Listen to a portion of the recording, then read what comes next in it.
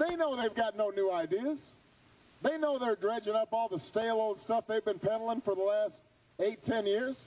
But since they don't have any new ideas, the only strategy they've got in this election is to try to scare you about me. They're going to try to say that I'm a risky guy. They're going to try to say, well, you know, he's got a funny name. And he doesn't look like all the presidents on the dollar bills and the $5 bills. Now, the McCain campaign accused the senator of playing the race card from the bottom of the deck, but this isn't the first time that Obama has done this. Joining me tonight is columnist Erik Rush, and from the Center for Constitutional Rights, Ron Daniels is with us.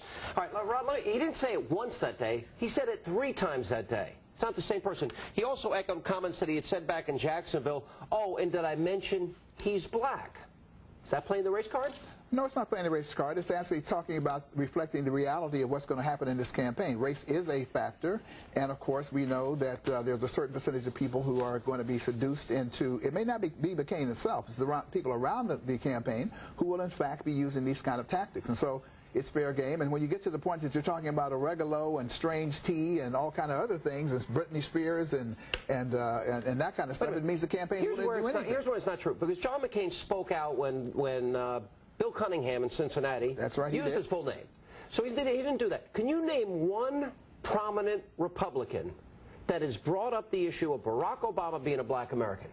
Well, I don't think Barack Obama sort of brought it up in the sense that he was trying to play the race card. He just happened to mention it. He says and I don't think it's going to be McCain. I think it's going to be the people around McCain. I'm not. All right, the people around McCain. Can you name up to this point? We're only 4 days away from the election day. No, I can't name any. You can't name anyone. So it hasn't happened, has it, by the Republican Party? Now, one prominent Republican has done this. This is the subterranean campaign. Subterranean by who? We know what happened. Who? We know what happened to John McCain in 2000 in South Carolina. It wasn't George Bush officially. It was the people who were in the subterranean campaign. But Erik Rush, we can go back in the history of campaigns when we talk about the issue of race. In 1998, there was a Missouri radio ad that said, if Republicans are elected, crosses are going to burn.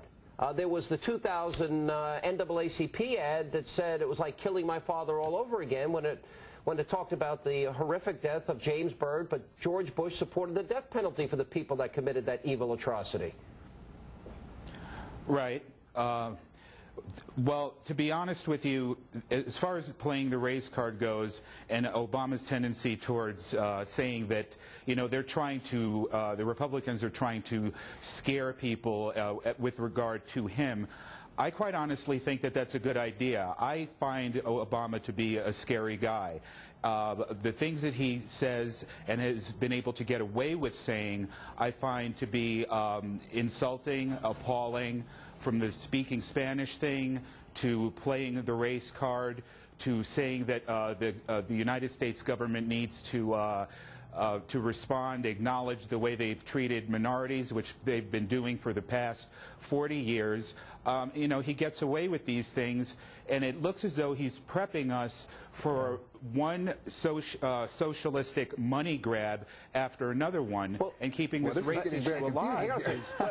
Erik, you were the first to write the column about the black value system and bring up the issue of his church and Jeremiah Wright. Abomination was the title of your column, which caught my attention, which resulted in a March 2007 interview with Reverend Jeremiah Wright. So you have been talking specifically about race. He also made the comment about, you know, bitter Americans clinging to their guns and religion. Was he talking about white people there?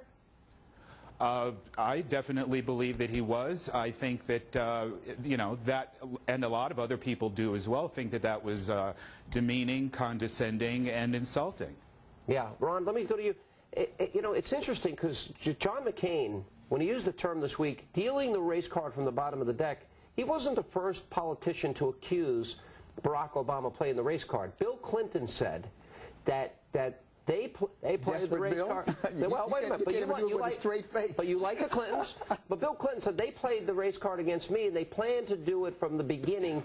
We found memos. All they did was they reacted to the fact that Bill Clinton tried to compare him to Jesse Jackson. They knew what they were doing in South Carolina. The fact of the matter is, Barack Obama has been very, very careful. In fact, most people have said he's almost been afraid to acknowledge the fact that he's an African-American candidate for fear that, in fact, race would be injected and, in fact, that, in fact, it would become a major issue. So many of us have said, gee, Barack, it's good every now and then to say that you're African-American. It's okay. America's growing. You can talk about it. You know, Hillary Clinton could say she was a woman. He could not say that he was an African-American running, and that was historic. So the insinuation here is, oh, you know, he doesn't look like all the other president on those dollar bills. Well, I mean, it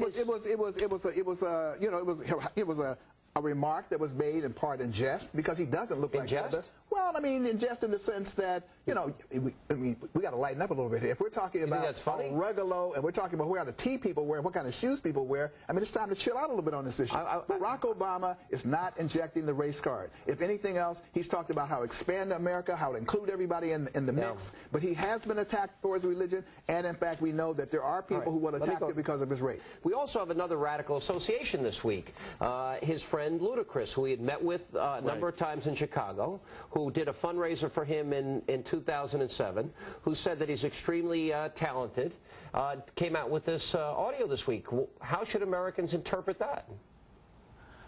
I think that you're known by the company you keep. You know, I think he can't, Senator Obama cannot have it both ways. He can't cozy up to these people who say abhorrent things and expect to just sort of, you know, shrug off the fact that he's associated with them. You know, he was hurt by not reacting to the Reverend Wright issue in the right way or as quickly as he could have, and I don't really think that he's doing this he's addressing these things satisfactorily. You know, your other guest mentioned something about well, it won't be McCain, it will be the people around him. I submit that you have not Senator Obama, but a lot of the people around him. They have fashioned this sort of a shield whereby, you know, you can't say anything about him, and it's largely because he's black. So Eric, otherwise you'll be a racist. Eric, we're going to leave it there. We'll give you the last word tonight, but we appreciate you being with us. Ron Daniels, always good to see you. Thanks for being with us. Good being here. And coming